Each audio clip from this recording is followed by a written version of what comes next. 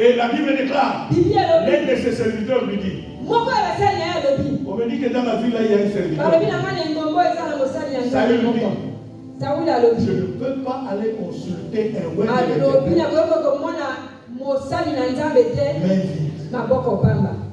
je n'ai rien sur moi. Dieu merci. Il y avait quelqu'un à côté de lui. Tu lui diras, oh, moi j'ai quelque chose. Allons-y. Bien-aimé, il y a des prières dans ta vie. Il y a des choses dans ta vie. Tu les auras comme solution le jour où tu apprendras à voir. Répète plus fort. Le jour où tu apprendras à voir. Plus fort encore, à voir. David avait commis une bêtise. 1 Chronique chapitre 21. Verset 7 à 30. Lisez, vous allez lire ça à la maison. David avait commis une bêtise. Et Dieu lui a envoyé le prophète Gad. Et Gad est arrivé lui annoncer la parole de Dieu. Dieu dit, suite à ce que tu as fait, choisis toi-même parmi les trois châtiments.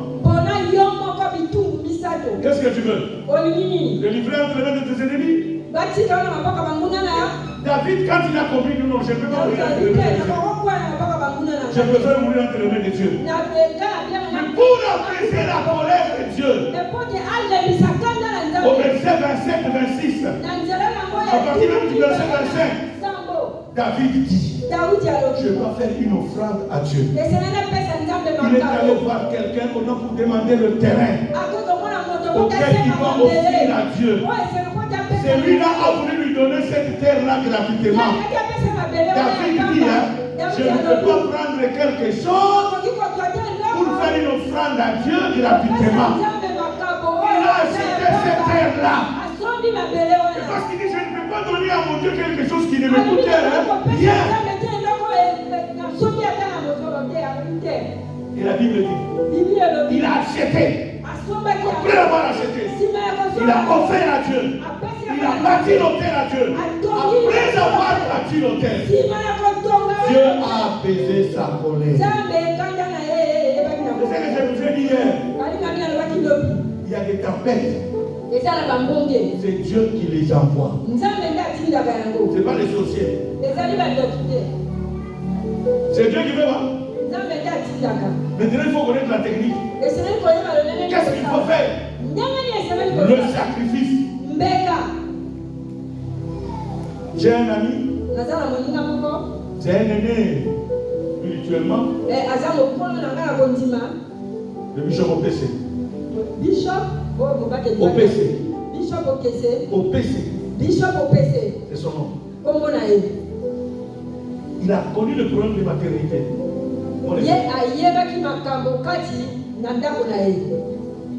C'est marié à Kinshasa. Sa femme a eu la première grossesse. La grossesse est entrée dans une trompe. On est obligé d'opérer la femme. On lui a coupé les trompes. Les chances d'accoucher n'étaient plus là. Ils ont quitté Kinshasa. Ils sont allés s'installer aux États-Unis. Là-bas aussi, ils continuent à prier à servir Dieu. Un jour j'arrive, l'une de mes belles sœurs me voit, me dit ceci. Tu ne peux pas dire à ton ami là, il nous agace toujours.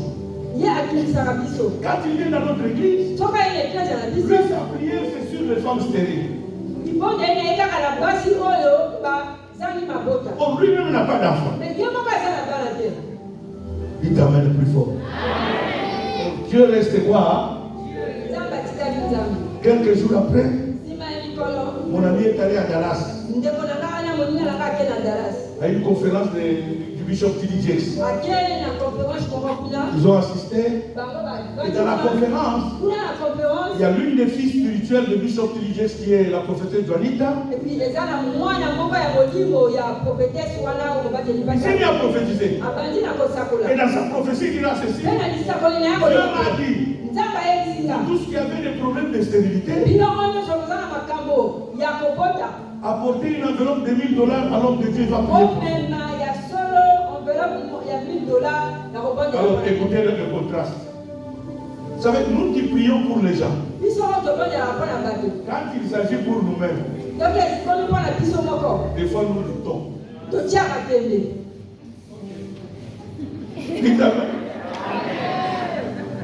Lui-même a commencé à voir. Il dit, moi j'ai pris pour les femmes stériles. Je ne demande pas d'argent. Ils ont les enfants. Comment on va me demander quoi? La conférence est finie. Il a refusé d'obéir à ça. Il est pas chez lui. À Greensboro dans le North Carolina. Il commence, un jour il se met à prier. Seigneur, souviens-toi de moi. Même un enfant. Il entend une voix qui lui dit, tu es bien à la conférence. Qu'est-ce que ma servante Joanita t'a dit? Ok. C'est là qu'il se rend compte que c'était qui? Ça, c'est la maladie de nous pasteurs. Hein? Quand tu pries pour les gens, là, tu as la foi. Et quand c'est un autre pasteur qui parle pour ta vie, là, tu nous. Moi-même, j'ai pris pour les gens. Il est obligé de payer l'avion, de téléphoner au bureau de Bishop T.D. Jakes. Et lui et sa femme prendre le rendez-vous. Ils sont allés à Dallas. Ils ont vu l'homme de Dieu. Ils lui ont donné l'enveloppe de $1000. Retourné à la maison, la femme sans trompe, elle a conçu, elle a eu le premier enfant. Quelques années plus tard, elle commence à prier. Seigneur, fais-moi grâce. Cette même voix dit, le premier enfant, tu l'as eu comment? Il prend encore $1000, il veut voir. Il téléphone au cabinet de T.D. Jakes. Il arrive, lui et sa femme, il se met à genoux. Il donne quoi? On prie pour eux. Ils reviennent chez eux. La même semaine, la femme conçue. Un jour, je vais vous l'amener ici. Un homme que Dieu utilise puissamment. Alléluia. Bien-aimé, nous vous racontons des choses vraies. Le sacrifice peut apaiser les tempêtes qui sont dans ta vie. Les sacrifices peuvent apaiser. Dernier principe, la reconnaissance. Savoir dire merci. Vous savez, il y a des gens ici, Dieu ne peut rien faire dans leur vie à cause de l'ingratitude.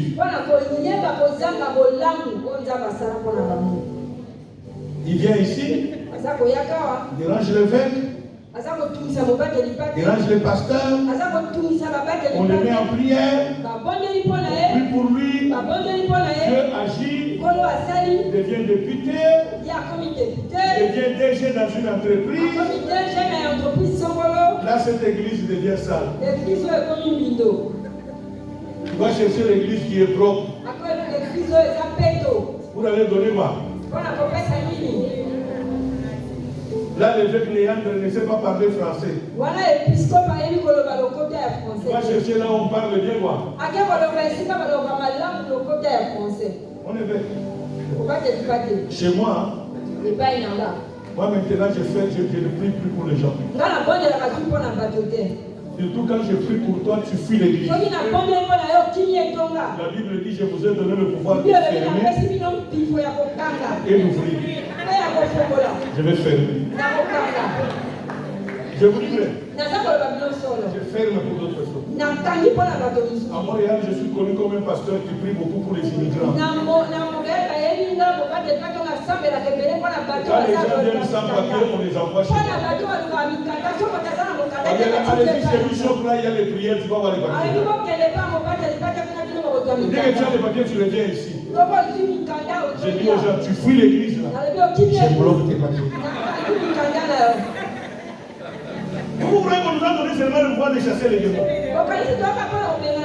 Nous avons aussi, les démons ont dit à Jésus quoi? Hein? Et les envoyer où?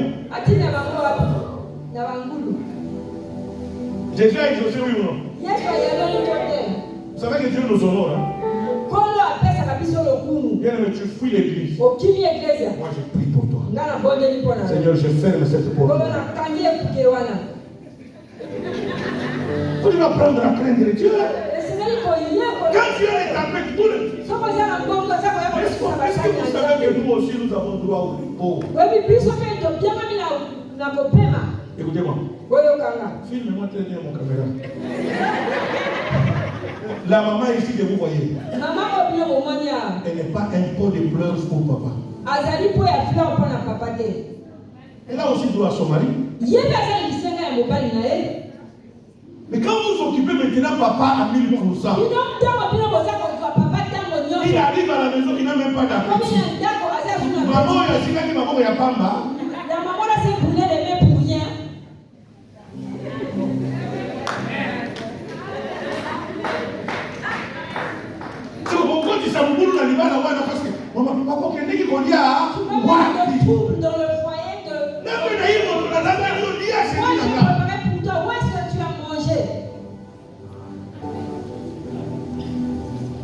Alléluia. C'est pour cela des fois il faut respecter les hommes de Dieu. Parce que Dieu va frapper d'autres personnes par manque de quoi. Vous les occupez à 1000%. Lui aussi prie pour toi, il jeûne pour toi. Quand Dieu te bénit, comment tu fuis l'église? Toi, je crois que même si je ne prie pas, Dieu va te laisser aller avec ça.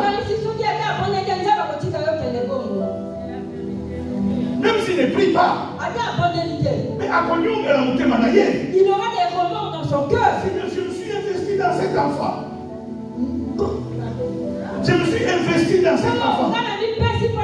J'ai sacrifié même mon sommeil. Même mon repas. Pour que tu puisses le bénir. Et aujourd'hui, il devient député. Il devient ministre. Il devient DG. Mais comment il va fuir l'église? Oh Dieu, quand il fait des choses comme ça, c'est pour que toi, tu sois le partenaire de l'église. Que cet homme ne souffre plus à chercher l'argent. C'est pour que toi, tu sois le partenaire. Pour supporter même ces voyages étrangers. Regarde comment nous avons des problèmes avec la SNE ici. On a besoin des grands groupes électriques. Nous avons besoin des grands groupes électriques. Pour que quand la SNE part, le groupe est là. On va chercher le groupe avec Alléluia. Hein? Les toilettes là méritent d'être entretenues. On va arranger ça avec Alléluia. Bon, quand Dieu te bénit, c'est pour que toi tu deviennes partenaire dans cette église. Sois reconnaissant. Que ta reconnaissance ne soit pas seulement dans la bouche. Jésus guérit un lépreux. Il dit au lépreux, va te montrer au sacrificateur et offre-le ce que Moïse vous a prescrit.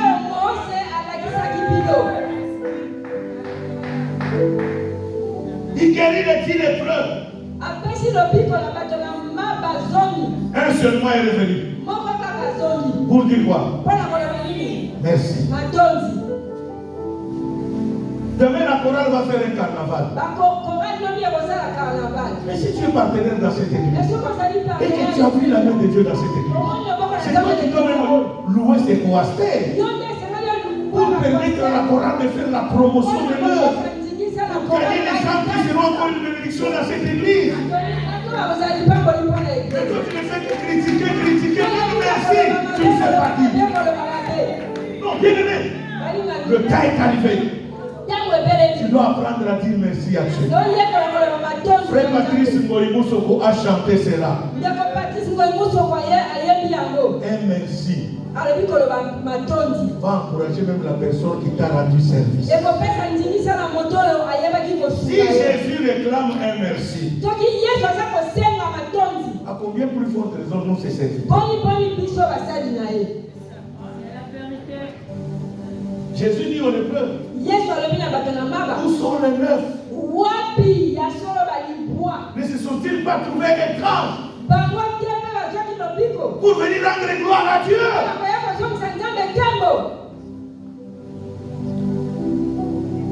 Bien-aimé, apprends à dire merci.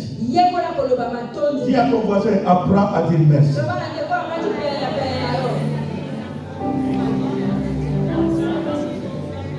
Est-ce qu'il y a des hommes mariés dans la salle?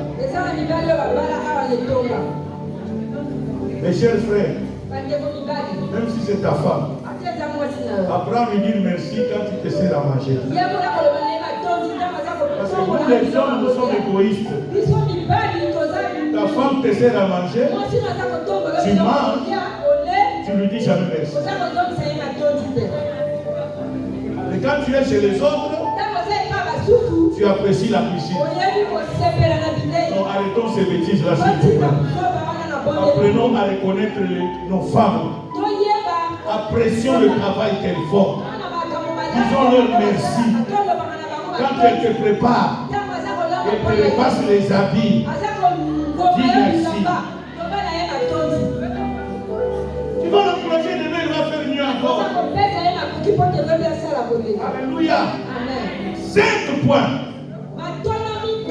que j'ai réservés pour toi ce soir.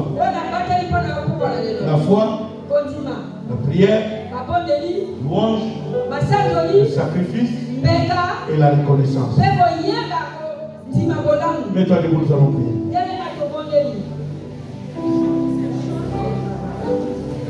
Abba, papa, motema nanga. Qui a été béni ce soir? Alors on apporte l'offrande de la parole ce soir. Pour vite là aussi.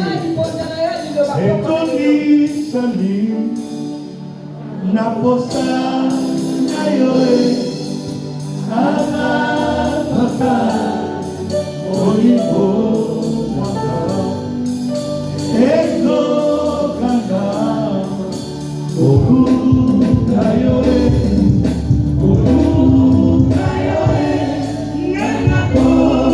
Kateo, Kotamola nayo, Osamote Ona nayo